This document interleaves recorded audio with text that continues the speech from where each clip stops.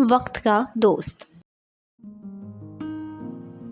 وقار کے والدین گھر پر نہیں تھے، وہ اپنے پرانے نوکر سکندر کے ساتھ گھر پر اکیلا تھا۔ ماسٹر صاحب ٹیوشن پڑھانے آ چکے تھے۔ سکندر اسے بلانے آیا تو وقار نے ایک ہاتھ پیٹ پر رکھ لیا اور کہا، میں درد سے بے حال ہو رہا ہوں اور تمہیں ماسٹر جی کی پری ہے۔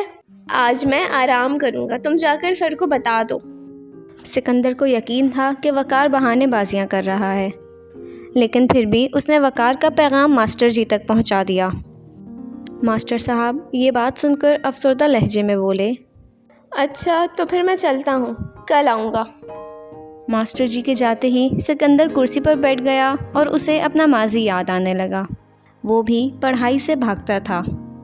ایک دن اس کا دل اسکول میں نہیں لگ رہا تھا۔ چھٹی ہونے کا وقت ابھی بہت دور تھا۔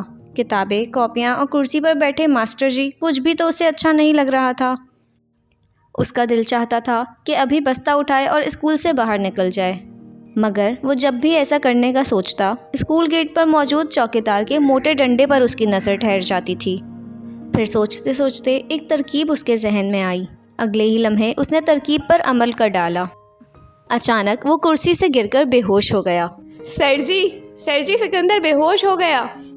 بچوں نے شور مچا کر سر کو بتایا۔ جیسے ہی سکندر کو ہوش آیا، سر آفتاب اسے ہیڈ ماسٹر کے آفس میں لے گئے۔ سکندر کو دیکھ کر ہیڈ ماسٹر نے کہا، آفتاب صاحب سکندر کو گھر چھوڑائیں۔ جس پر سکندر نے انہیں جواب دیا، نہیں، اس کی ضرورت نہیں ہے، میں خود چلا جاؤں گا۔ سکندر دل میں بے انتہا خوش ہو رہا تھا۔ اس نے بہت کامیاب اداکاری کی تھی۔ گھر پہنچ کر سکندر نے دل کھول کر وقت ضائع کیا اور وہ یہی سمجھتا تھا کہ اس میں نقصان والی کوئی بات نہیں، مگر وقت کی تیز رفتار نے اسے وقار کے ابو کے پاس ایک ملازم کی حیثیت سے لا کھڑا کیا۔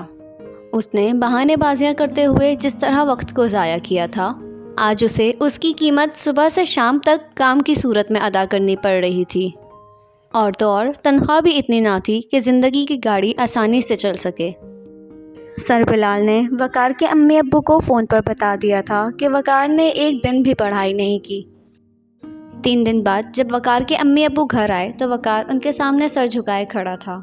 اسے اپنا وقت ضائع ہونے کا احساس نہیں بلکہ آزادی ختم ہونے کا افسوس تھا۔ اب اس نے وقت ضائع کرنے کا ایک نیا طریقہ ایجاد کیا تھا۔ سر بلال جب سوال سمجھا چکے ہوتے تو وقار ان سے کہتا، میری سمجھ میں نہیں آیا، دوبارہ سمجھا دیجیے۔ وہ ایک ہی مضمون میں اتنا وقت ضائع کر دیتا کہ دوسرے مضامین کی باری ہی نہ آتی۔ سکندر کے ماموں نے گاؤں میں اپنی آبائی زمین بیچی، جس کی کچھ رقم انہوں نے سکندر کو دی۔ بینک میں سکندر کا اکاؤنٹ نہ ہونے کی وجہ سے انہوں نے وہ رقم وقار کے ابو کے اکاؤنٹ میں بھیج دی۔ سکندر کا بینک اکاؤنٹ کھلوانے وقار، اس کے ابو اور سکندر بینک گئے تھے۔ وہاں سکندر کی ملاقات اس کے ہم جماعت عادل سے ہوئی۔ عادل بینک میں بہت اچھے عہدے پر تھا۔ کچھ دیر بعد وقار نے حیران ہو کر سکندر سے پوچھا، یہ تمہارا ہم جماعت ہے؟ جس پر سکندر نے اسے جواب دیا، جی ہاں، یہ میرا ہم جماعت ہے۔ میں بہانے بنا کر وقت ضائع کرتا رہا اور اس نے وقت کا درست استعمال کر لیا اور اپنی محنت سے یہاں تک پہنچ گیا۔ گھر آ کر وقار ایک گہری سوچ میں گم تھا۔ بہانے بنانا، وقت برباد کرنا اور کام سے جی چرانا، وقار اپنے بارے میں سب جانتا تھا۔ وہ جان گیا تھا کہ وقت کو برباد کرنے والوں کا کیا انجام ہوتا ہے۔ اس انجام سے بچنے کے لیے وقار نے اسی لمحے بہانوں کا گلا دبانے اور وقت کی طرف دوستی کا ہاتھ بڑھانے کا فیصلہ کیا۔ پیارے وقت، مجھے معاف کر دو، میں تمہیں آئندہ ضائع نہیں کروں گا، تمہارے ایک ایک لمحے کی قدر کروں گا، میں تمہاری طرف دوستی کا ہاتھ بڑھاتا ہوں۔ وقار کی باتیں سن کر وقت خوش ہو گیا تھا۔ اس نے وقار کو دوست بنا لیا اور ان کی دوستی اب تک قائم ہے۔